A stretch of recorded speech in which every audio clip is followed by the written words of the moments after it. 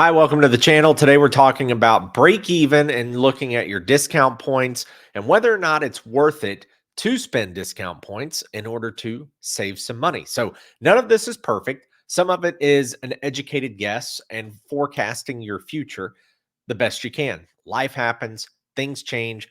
We don't know what's going to happen, but you just got to do your best. So, let's bring up a quick example here. This is a short video today because I just want to show you guys how this works.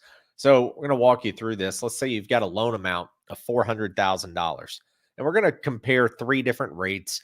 This is not an offer to lend. This is hypothetical and just showing you for math purposes. So we're going to look at 599, 6.5, 699, and compare these three rates. This is the payment, principal and interest only, for these three rates based on $400,000 for 30 years. This column here, this is how much the discount points cost to get the rate. So you spend 2 points to get 599. A point is the same as the loan amount multiplied by the percentage. So 2% of 400,000 is $8,000, meaning you would spend an extra $8,000 to get 5.99 in this scenario.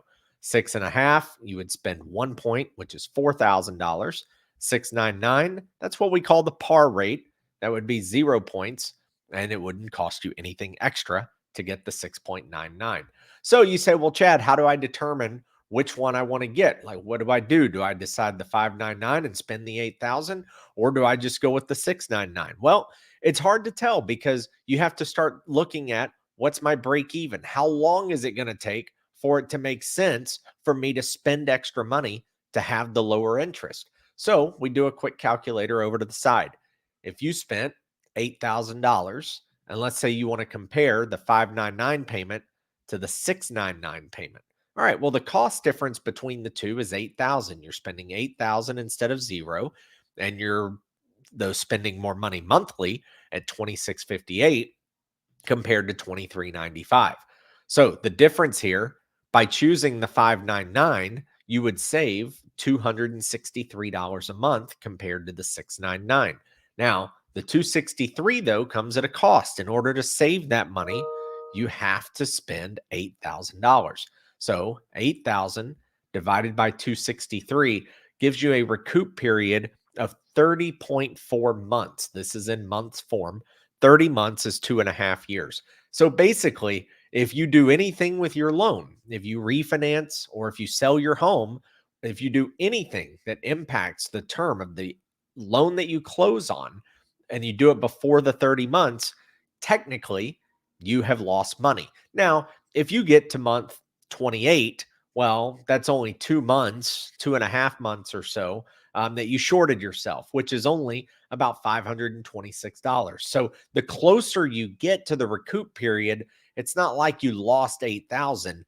This money and the savings stay the same, but this money that you have at risk, kind of, or that you're trying to figure out the balance of, that's what actually gets smaller the further you go because you get closer to the recoupment period. Well, you're not losing 8,000. You're just losing whatever months are remaining on that.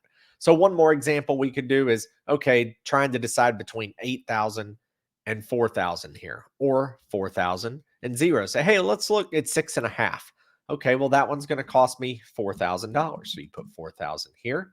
Savings between the two, that's $130. So you put 130 here. Recoupment, once again, about 30 months. So the questions you're asking yourself are, am I going to do anything with this loan in the next 2.5 years? Am I going to move? Am I going to sell it, the house? Am I going to refinance and take cash out? Are rates going to drop? And that's the big one. Are rates going to go down and I'm going to end up refinancing? And so the money I've spent is, again, on a prorated number, going to be wasted because I'm going to refinance and spend money there to get another lower rate. So there's no right answer. Only the future tells us whether or not we're right. So we don't know if we're right until down the road. And that's why it makes it, kind of tough. And you just do your best guess and the most educated decision, and then just live with those results. So I hope that helps. Break even, discount points. What do you think? Drop something in the comments or a DM. If you would like, subscribe, follow, hit the bell, follow me on the other social platforms. Truly appreciate it. Hope you enjoyed this one, and we'll catch you next time.